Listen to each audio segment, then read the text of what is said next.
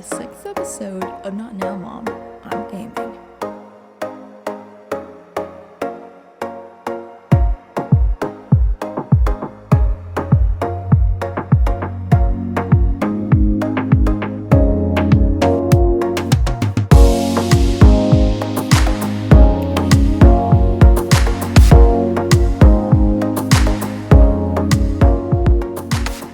My name is Kay, and I will be your host.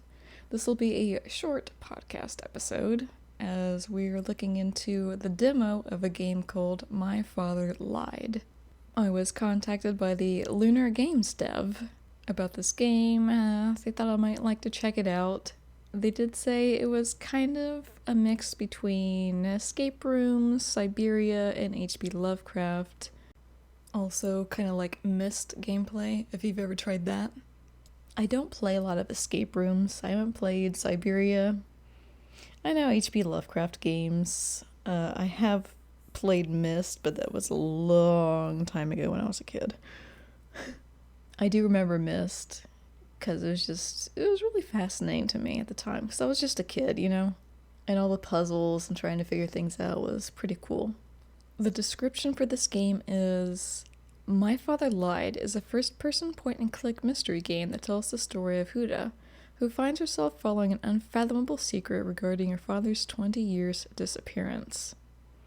Now, I'm not going to go into like a whole bunch of detail regarding this game because it is a demo and things can change by the time the actual game releases. But I will share my thoughts on some of the things that you go through when playing the game. I did see some things that I think they could improve on a little bit, but overall, it's a pretty good game for a demo. Pretty good demo. Keep in mind that this is a point and click, so you're not really wandering around looking at things manually. It's click to move forward type of thing, and click to investigate certain items and objects and stuff. But alright, let's get into the actual demo here. So when we first get dropped off into the game, we're kind of in a tunnel area. There's nothing behind us. The only way we can move is forward. And we move forward by clicking on the large arrows, the blue arrows that are in front of us. I'm okay with this type of movement system, because you can clearly see where the arrows are. And you're able to actually move the camera around in the game instead of like an arrow being on left side of the screen, right side of the screen, and upward. The arrows are there when you like look toward them. And there is voice acting in this game. It's not fully voice acted. There are some lines that aren't spoken, but I like the voice acting so far. Why is there a tunnel under this place? She doesn't say a whole lot. She just says like little snippets of things. By the time we get to the first object we can investigate, it does give us a little tutorial that we need to click on the magnifying glass in order to investigate. I don't like this part of the game. I prefer to be able to click on something to investigate it without needing to click on the actual icon of the magnifying glass. Say there's a sheet of paper. You can't read the sheet of paper unless you click on the magnifying glass, which would be off to the side of the paper. And it's a little bit annoying to me. It's like, the paper is here. Why can't I just click on the paper, you know? I feel like that's something that can be kind of tweaked a little bit for the full release of the game. It does sort of seem like a hidden object game in a way. Sometimes when you go into certain scenes and something's just not there, this voice actor could be like, something's missing. And it kind of reminds me of some hidden object games that I played. It doesn't really tell you what's missing as far as the first thing you come across. So you kind of figure that out when you actually get the items that are needed. I don't know if it would work better to say what items you need, or if it's just fine with, something's missing here. With the different doorways, again, there is a doorway icon you can click on. And like I said, with the magnifying glass icons, it's just not something that I really like. If I see a doorway or a door, I would like to just click on it and see if I can move through it or if it's locked or anything like that. without needing to click on an actual icon that is somewhere hovering around the actual doorway. We do come across our first person in the next room, and they are dead. It looks like they have been dead for quite a while, and it's made to look like a suicide with the fact that they have a gun in their hand, and there's blood splatter on the painting behind them. At this point in this game, being a demo, you don't really know what's going on, so maybe it was and they were put in this predicament in order to do that, or maybe it's a setup, or you don't really know. And when you do see items, there is a hand icon in order to pick it up. This one I don't really mind. The hand icon kind of shows you what you can pick up as far as taking it and placing it in your inventory system. Whereas like notes and such, they're kind of obvious that you can just read them or something. It's funny, as one of the notes that you pick up and read, the voice actor will say, I better write this down.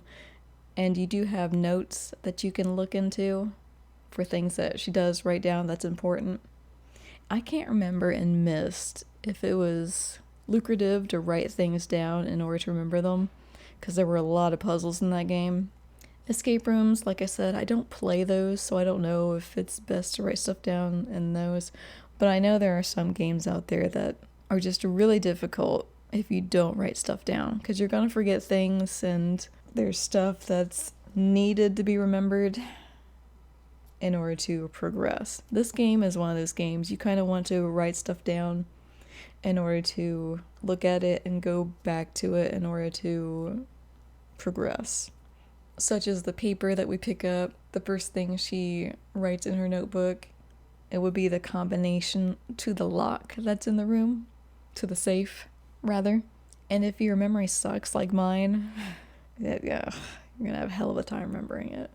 Typically, I have a hard time with these type of puzzle games where it states things and you gotta figure out what it is that it's getting to.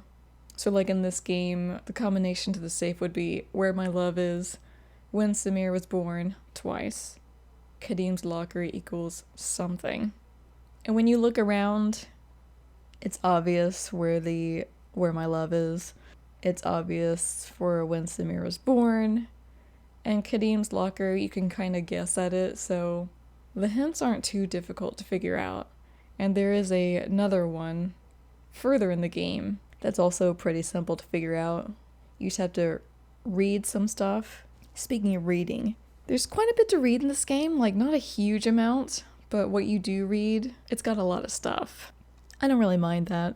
I mean, even if you don't want to read all of it, you can kind of figure out what codes you're going to need if you skim it.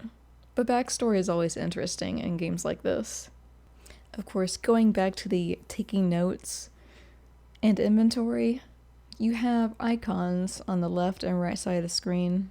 The left side of the screen has the notebook. You have to click on it in order to see the notes, and then click on it again in order to make the notes disappear. That's a little bit annoying to me.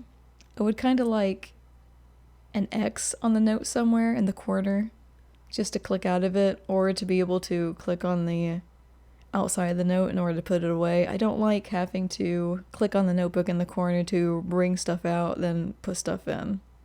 Same goes for the inventory. You click on the bag, you open the inventory, you click on the bag again, you close the inventory. It's a lot of like little nitpicking with this game, but it is a demo. And this feels rather old school. An old school way of doing point and clicks. I don't know if that's maybe what they were going for, but I just feel like gamers nowadays would rather take the easy route and click off the screen in order to exit out of like notebooks and stuff like that. With the inventory system, you can't click on anything within it, you just see the icons of what you have. So even if like you have one thing and you click on it, it doesn't tell you what the item is. Obviously some stuff you're gonna obviously like know what it is, but usually if you hover over an inventory item or you click on it, subtitles will come up to say what it is. But this game doesn't have that. And you don't really use what's in your inventory by clicking on them. The inventory is actually used automatically, which I think is nice. So going up to that first area where you're missing something, if you have the items in your inventory, then they're automatically placed there as soon as you look at the thing. I like that. It's less hassle for us. Also, if you're in a room and you try to leave it without finishing everything that you have to do in the room, it will say, like, you're not able to leave yet. Again, a nice touch. It reminds you that there's still something to do in the room, and you're not left kind of like wandering throughout the game, trying to figure out what it is you have to do next. One of the little puzzles you're going to have to figure out is finding a password, which is 2 words. And the way to figure out this code is to go into a room where you can look at a cell phone and figure out what numbers those letters to those words are.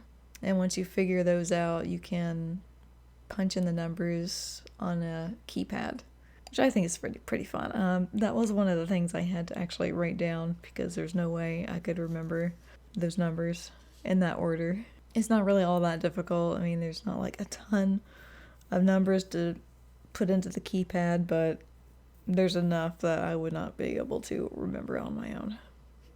After you punch in the number on the keypad, you enter the next area, which is kind of like an exhibition area. You got some photographs and drawings on the walls, items and showcases. A lot of the reading you're going to do is in this room. And like stated before, you don't have to read everything. It's just interesting to get some backstory.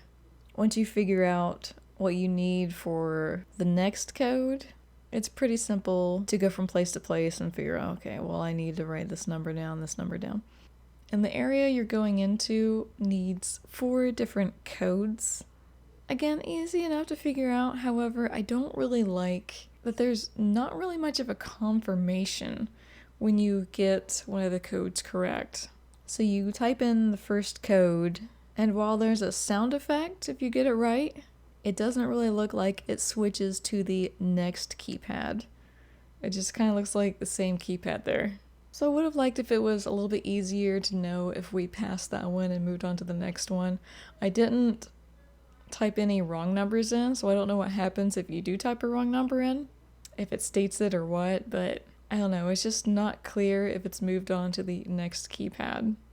And after completing that little puzzle, we're left with the following text. In old times, the witch doctors treated people.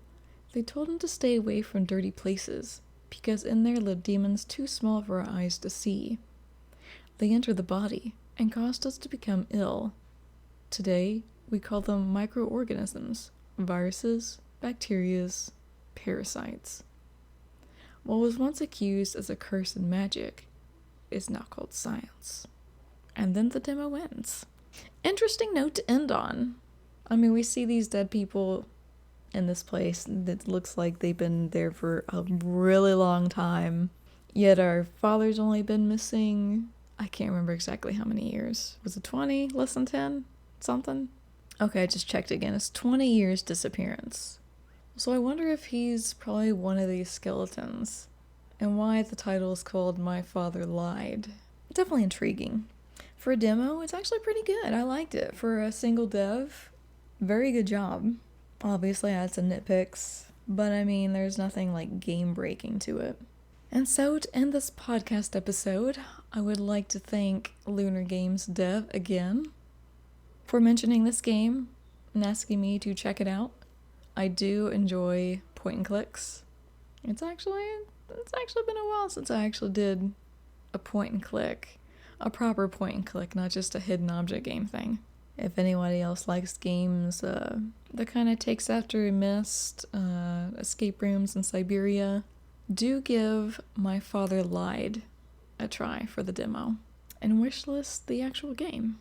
And on that note, I'd like to ask you to not get in too much trouble the next time you say, "Not now, Mom. I'm gaming."